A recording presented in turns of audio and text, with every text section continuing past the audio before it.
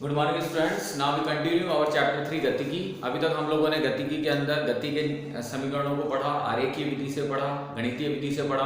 अब हम इससे रिलेटेड कुछ न्यूमेरिकल सॉल्व करेंगे जो आपकी शीट में मैंने आपको प्रोवाइड किए हैं। इसमें पहला क्वेश्चन आपका है कि एक कण है जिसका प्रारंभिक वेग 10 मीटर पर सेकेंड है, 5 सेकेंड चलकर रुक जाता है, तो त्वरण ज्ञात कीजिए।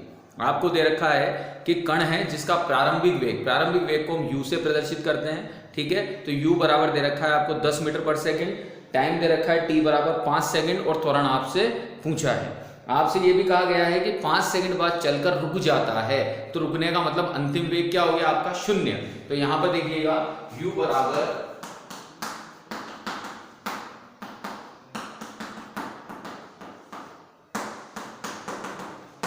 u बराबर तो है आपका 10 मीटर पर सेकेंड, t बराबर 5 सेकेंड और v बराबर 0। आपको a निकालना है, त्वरण।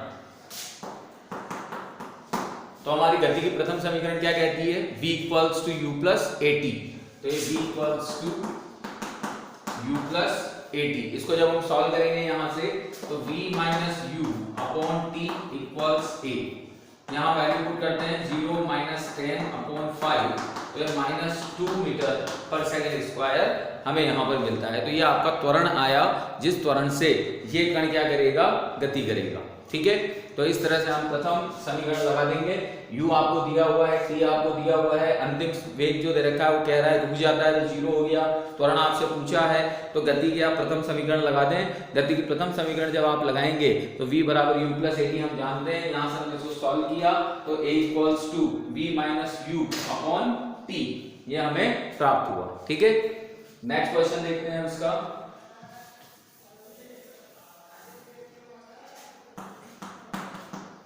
सेकंड क्वेश्चन है आपका, एक कार विराम से चलकर, यानी प्रारंभिक वेग अब आपको 0 दे रखा है। क्वेश्चन की लैंग्वेज से समझते चलिए।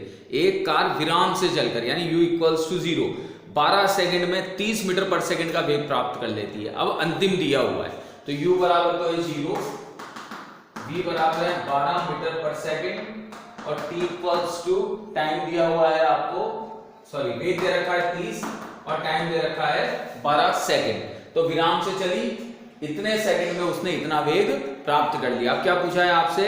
उस कार का त्वरण ज्ञात कीजिए। तो सबसे पहले तो वही फॉर्मूला जो भी आपने लगाया था, a equals to v minus u upon t, ये वाला फॉर्मूला हमने लगा दिया। v कितना है 30 माइनस 0 अपॉन 12, तो ये हो गया 30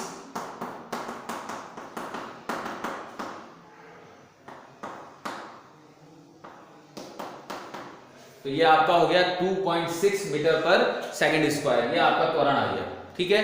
सेकंड पार्ट आपसे कहा गया है तय की गई दूरी ज्ञात कीजिए। अब तय की गई दूरी निकालनी है तो सेकंड पॉइंट हो गया आपका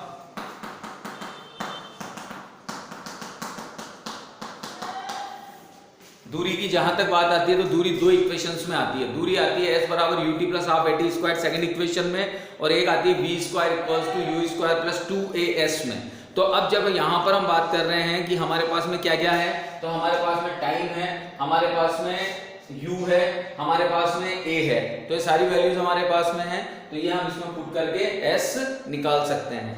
तो हम वैल्यू पुट करते हैं तो s इक्वल्स टू u आपका 0 दे रखा है, तो ये पूरी टर्म 0 हो गई, प्लस 1/2 a 2.6 और t दे रखा है 12 सेकंड। 12 सेकंड का स्क्वायर 144, तो ये 144। जब हम इसे सॉल्व करेंगे तो ये गया आपका 1.3 टाइम 10 आ गया ये आपका, देन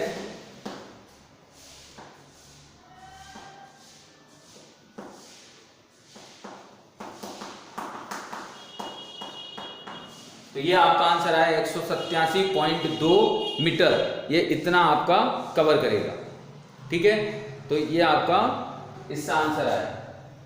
यहाँ पे 2 और 5 यहाँ थोड़ी मिस्टेक हमने कर दी है, ये 2.5 आएगा। 2.5 आएगा तो यहाँ भी क्या रहेगा 2.5 इंटू 144, तो ये जाएगा 72 टाइम। और जब इसे आप सॉल्व करोगे तो ये आएगा 180 मीटर। तो आपकी डिस्टेंस कितनी आ गई 180 मीटर। तो यहां से हम डिस्टेंस को फाइंड आउट कर लेंगे। अब तीसरा जो पार्ट दे रखा है इसका आपको, वो आपसे पूछा गया है 7 सेकंड पश्चात वेग ज्ञात कीजिए। यानी 7 सेकंड के बाद कितना वेग होगा। तो अब यहाँ थोड़ा सा समझना हमें यह है कि जो आपका अंतिम वेग था वो तो बन गया प्रारंभिक, क्योंकि अब उससे 7 सेकंड बाद पूछ रहा है भाई, जहां तक वो चला उससे कितने सेकंड बाद पूछ रहा है 7 सेकंड, तो वहां तक तो कितने वेग से चला वो चला 30 मीटर पर सेकंड के वेग से। अब 7 सेकंड के बाद में वेग पूछ रहा है, तो प्रारंभिक आपका 30 मीटर पर सेकंड हो गया और 7 सेकंड बाद कौन आएगा, अंतिम। तो यानी आपसे पूछा क्या गया है, अंतिम। तो अब आपके क्वेश्चन में क्या बन गया, आपके क्वेश्चन में u बन गया 30 मीटर पर सेकंड, t दे रखा है आपको 7 सेकंड और v आपसे पूछा है, ठीक है, क्योंकि 7 सेकंड बाद कितना वेग होगा ये उससे पूछा है उसने हमने। तो v इक्वल्स टू हमारी पहली इक्वेशन भाई u प्लस 80, फर्स्ट इक्वेशन ये हो गई u प्लस 80, देन u की वैल्यू पुट कर देंगे, a त्वरण 2.5 है, t 7 है, तो वैल्यू पुट कीजिए 30 प्लस 2.5 इंटू 7 देन 17.5, तो ये हो गया 47.5 मीटर पर सेकंड। तो ये 47.5 मीटर पर सेकंड क्या आ गया आपका वेग, कितने सेकंड पश्चात, 7 सेकंड पश्चात, कि 7 सेकंड पश्चात ये कितना तय करेगी, ठीक है। यहाँ शीट में 57.5 हो रहा है, तो इसे थोड़ा करेक्ट कर लीजिएगा, ये 47.5 है, ठीक है। चलिए नेक्स्ट क्वेश्चन पे चलते हैं।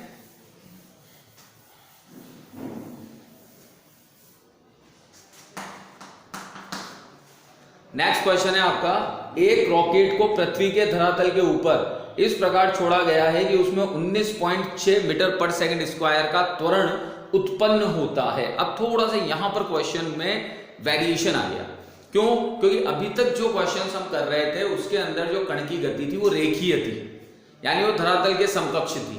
अब हम जो क्वेश्चंस कर रहे हैं उसके अंदर जो कण की गति है वो ऊर्ध्वाधर है, यानी कण ऊपर की ओर जा रहा है, और जब भी कोई कण की गति ऊर्ध्वाधर होती है, पृथ्वी से ऊंचाई पर होती है, तो उसके अंदर गुरुत्वीय त्वरण काम करता है, उसके अंदर जी पुट करना पड़ता है, जी की वैल्यू को काम में लेना पड़ता है। तो यहां पर हम ये कह रहे हैं कि एक रॉकेट को पृथ्वी के धरातल के ऊपर इस प्रकार छोड़ा गया कि उसमें 19.6 मीटर पर सेकंड स्क्वायर का त्वरण उत्पन्न होता है। तो ए इक्वल्स दे रखा है हमें 19.6 मीटर पर सेकंड स्क्वायर, ठीक है। आगे कहा गया है कि 5 सेकंड के बाद यदि इसका इंजन बंद कर दिया जाए, t बराबर 5 सेकंड बाद अगर इसका इंजन बंद कर दिया जाए तो पृथ्वी तक आने में लगे समय के लिए निम्न की गणना कीजिए। तो सबसे पहले तो हमसे पूछा गया है कि रॉकेट द्वारा अधिकतम ऊंचाई कितनी होगी, यानी दूरी, एक तरह से ऊंचाई की बात करेंगे तो क्या आएगी, दूरी। तो s इक्वल्स, अच्छा प्रारंभिक वेग कितना होगा, 0, क्योंकि कुछ भी गिवन नहीं है, इसका मतलब रॉकेट जब स्टार्ट होगा तो उसका प्रारंभिक वेग क्या माना जाएगा, 0। तो दूरी हमसे पूछी गई है, तो ut plus half at square, तो 0 हो गया, 5 का स्क्वायर, तो ये हो गया 9.8 इंटू 25। तो 9.8 इंटू 25 हम जब सॉल्व करेंगे तो ये हो जाएगा आपका 245 मीटर। यानी ये रॉकेट अगर इतने त्वरण से गति करता है तो 5 सेकंड के पश्चात कितनी ऊंचाई तय कर देगा, 245 मीटर की ऊंचाई को ये तय कर देगा। सेकंड पार्ट इसका पूछा है हमसे कि पृथ्वी पर पहुंचने पर रॉकेट का वेग बताइए, ठीक है। अब पृथ्वी पर पहुंचने के बाद रॉकेट का वेग, तो यहां पर हम सबसे पहले बात करते हैं कि पृथ्वी पर पहुंचने पर, अच्छा इसमें एक चीज और है कि पृथ्वी पर पहुंचने पर रॉकेट का वेग, तो सबसे पहली चीज 5 सेकंड के पश्चात ये दूरी निकाल लिया आपने, तो पृथ्वी पर पहुंचने पर रॉकेट का वेग निकालने के लिए सबसे पहले हम क्या करते हैं कि 5 सेकंड पश्चात रॉकेट का वेग कितना था, पहले हम उसे कैलकुलेट करेंगे। तो 5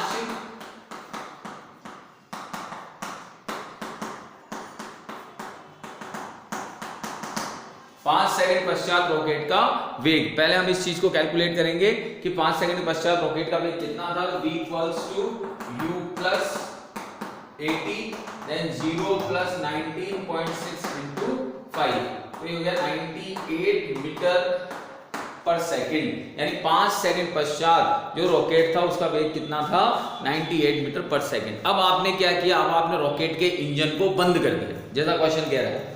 कि रॉकेट के इंजन को बंद कर दिया। तो अब जैसे ही आपने रॉकेट के इंजन को बंद किया तो आप समझिएगा थोड़ा सा कि जब तक रॉकेट का इंजन चालू था तब तक तो यांत्रिक ऊर्जा काम कर रही थी, यांत्रिक ऊर्जा से वो रॉकेट ऊपर जा रहा था। और जैसे ही आपके रॉकेट का इंजन बंद होते ही अब उस रॉकेट के ऊपर गुरुत्वीय बल ने काम करना शुरू कर दिया, गुरुत्वीय बल के अधीन उस रॉकेट ने काम करना शुरू कर दिया। तो पहले तो रॉकेट क्या होगा, कुछ ऊंचाई तक तो जाएगा भाई, ऐसा थोड़ी है कि जैसे एक 245 मीटर की ऊंचाई तक वो पहुंच गया उतने वेग से, उसके पश्चात गुरुत्वीय बल काम करेगा, गुरुत्वीय बल काम करेगा तो वो वापस वहां से टर्न बैक करेगा। तो जब तक उसके अंदर यांत्रिक ऊर्जा है तब तक तो वो गति करेगा। यांत्रिक ऊर्जा जैसे कन्वर्ट हुई किसमें, गुरुत्वीय ऊर्जा में, तो वो गुरुत्वीय ऊर्जा के अधीन किधर की ओर गति करेगा, नीचे की ओर, पृथ्वी की ओर। तो यहां पर हम ये कहते हैं कि इंजन को जैसे ही हमने बंद किया तो बंद करते ही जो रॉकेट है वो गुरुत्वीय त्वरण के अधीन गति करेगा। तो अब लिखते हैं यहां पर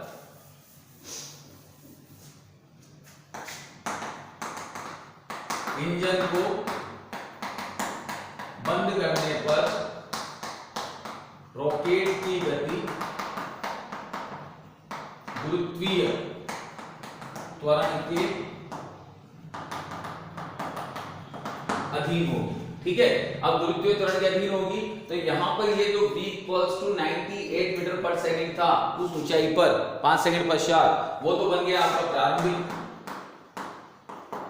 ठीक है, अब एक अधिकतम ऊंचाई तक जाने के बाद रॉकेट क्या हुआ, रुकेगा तो अंतिम वेग क्या हो गया, 0, क्योंकि जब अधिकतम ऊंचाई तक पहुंच गया तो वहां जाकर वो क्या होगा, रुकेगा। ठीक है, अब एक चीज और कि जब g कोई वस्तु ऊपर की ओर गति करती है, ऊर्ध्वाधर ऊपर की ओर पृथ्वी से ऊंचाई पर जाती है तो गुरुत्वीय बल के विरुद्ध जाती है, गुरुत्वीय त्वरण के विरुद्ध जाती है। तो यहां पर हम लेते हैं -g। और जब कोई वस्तु नीचे की ओर आती है तो गुरुत्वीय त्वरण के कारण आती है तो उसके लिए लेते हैं हम +g। यहां रॉकेट किधर की ओर जा रहा है, ऊपर की ओर। ठीक है, ऊपर की ओर जा रहा है फिलहाल तो वो क्या लेंगे यहां पर हम -g। तो जब हम फॉर्मूला लगाते हैं v = u - gt, तो v तो 0 हो गया आपका, u 98, g 9.8 into t, तो 98 = तो t कितना आ जाएगा आपका 10 सेकेंड। ठीक है, t इक्वल्स क्या आ गया आपका 10 सेकेंड। यानी उस रॉकेट को अधिकतम ऊंचाई प्राप्त करने में कितना समय लगेगा, तो 5 सेकेंड तक तो रॉकेट चालू था, वहां तक चला, और रॉकेट बंद होने के बाद भी वो कितना और चला, 10 सेकेंड। समझिएगा, 5 सेकेंड तक रॉकेट चालू था, 5 सेकेंड के पश्चात जब रॉकेट बंद हुआ तो उसके बाद वो कितना चला, 10 सेकेंड। तो अधिकतम ऊंचाई प्राप्त करने में लगा कुल समय कितना हो गया, अधिकतम ऊंचाई प्राप्त करने में लगा कुल समय कितना हुआ, t = 5 + 10 15 सेकेंड, क्योंकि 5 सेकंड तक तो इंजन चालू था और 5 सेकंड के पश्चात इंजन बंद हुआ तो उसने कितनी दूरी तय की, 10 सेकंड तक दूरी और तय कर ली, तो टोटल 15 सेकंड उसने दूरी तय की। अब हमें निकालना है रॉकेट द्वारा प्राप्त अधिकतम ऊंचाई, कि रॉकेट ने अधिकतम ऊंचाई कितनी प्राप्त की। तो समझिएगा, सबसे पहले रॉकेट द्वारा 5 सेकंड में तय दूरी 245 मीटर, इतनी निकाली उसने। रॉकेट ने 5 सेकंड में कितनी दूरी तय की, 245 मीटर। अब जो नेक्स्ट 10 सेकंड है, जो इंजन बंद करने के बाद में वो चला, तो उसमें उसने कितनी दूरी तय की, देखिएगा, इंजन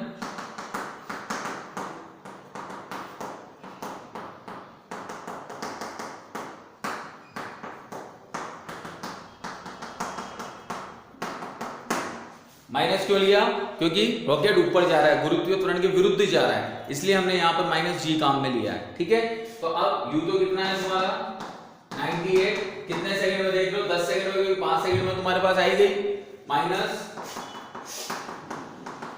इंटू 25। ठीक है, तो ये हो गया तुम्हारा 4.9 माइनस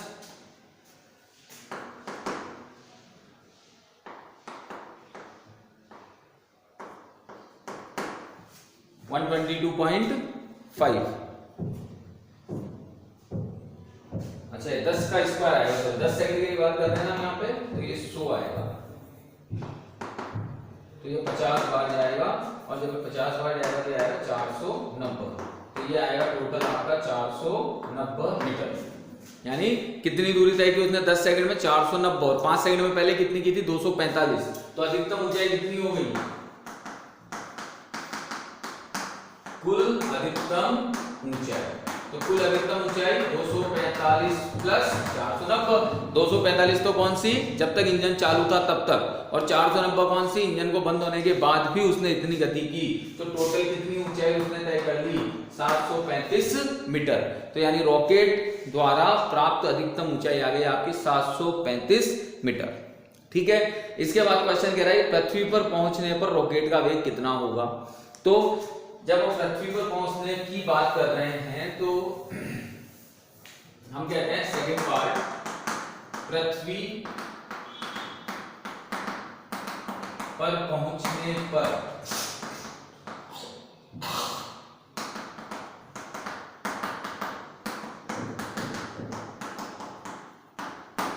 रॉकेट का वेग v² equals to u² plus 2gh।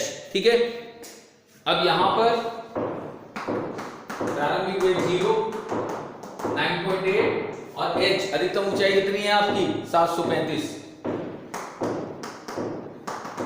ठीक है, इसको जब हम सॉल्व करते हैं तो सॉल्व करने पर ये आ रहा है हमारा 144.06 v², और जैसे ही आप v निकालोगे तो √14406, और जब हम इसका स्क्वायर रूट निकालते हैं तो ये स्क्वायर रूट आ रहा है हमारा 120.02 मीटर पर सेकंड। यानी यहां पर हम ये कह सकते हैं कि पृथ्वी पर जब रॉकेट लौटेगा तो रॉकेट का वेग कितना होगा? 120.02 मीटर पर सेकंड। ठीक है, अब क्वेश्चन में पूछा गया है कि रॉकेट की यात्रा में कुल समय कितना लगा। तो ये हमें पता है कि 5 सेकंड तक इंजन चालू था, वो 10 सेकंड इंजन बंद होने के बाद 15 सेकंड तो टोटल उसे ऊपर जाने में लगे। अब हमें वापस आने का समय कैलकुलेट करना है और उसे ऊपर जाने के समय में जोड़ देना है। भाई ऊपर जाने का समय प्लस नीचे आनेका समय, इन दोनों को आपस में ऐड कर देना है, तो ऐड करने से कुल समय हमारा निकल जाएगा। तो यहां पर हम इसे सॉल्व करते हैं। देखो यहां हमने दे रखा है third part v equals to u plus g।